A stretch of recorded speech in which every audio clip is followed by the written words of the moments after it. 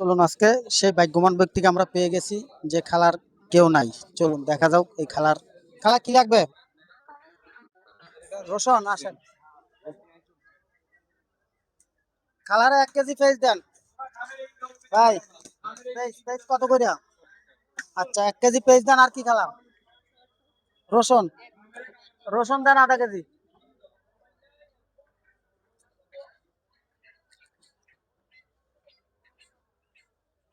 খালার বাড়ি কোথায়? নোয়াখালী। কেউ নাই?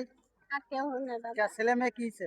আর 3 জন আছে, 3 জন আল্লাহর কাছে বিদায় দিতে হয়, তারা সবাই জানে 3 জন। যে তা এখন চলেন কেমনে আপনি? খুঁজে বিচারি চলে বাবা। ভাই যার কেউ নাই তার কে আছে? আল্লাহ আছে। এখন আমরা আছে 10 বাপ ভাই আছে। কি এভাবে মানবতার কাজ চালাই যেতে পারি? অবশ্যই পারেন। তো কি করতে হবে?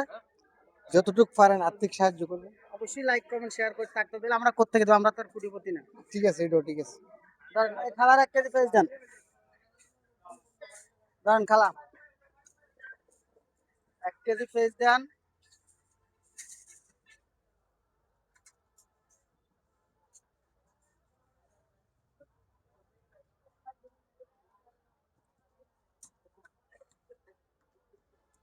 বাড়িতে কেউ নাই আপনার? যে না কেউ নাই। আর শ্বশুরা ছিল, শ্বশুরও গান্দা টান্দা খাইতো, জুয়া খেলাইতো, যা ছিল সব বেশি হর জায়গাত মারা গেছে। ছেলে মেয়ে? ছেলে মেয়ে?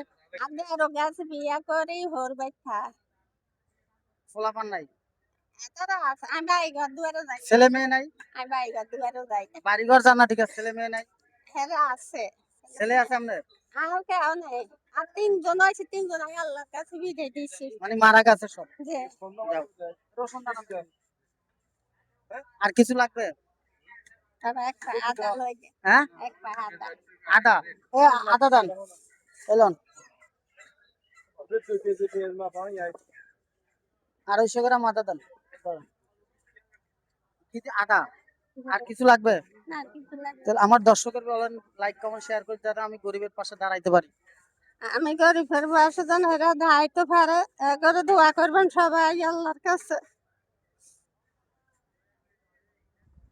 কান্না করিয়েন না, কান্না করিয়েন না আপনার।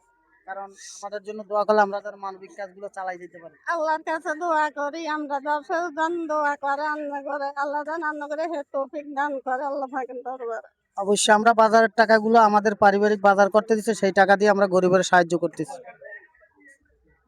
ভাই, আদা দেন ভাই।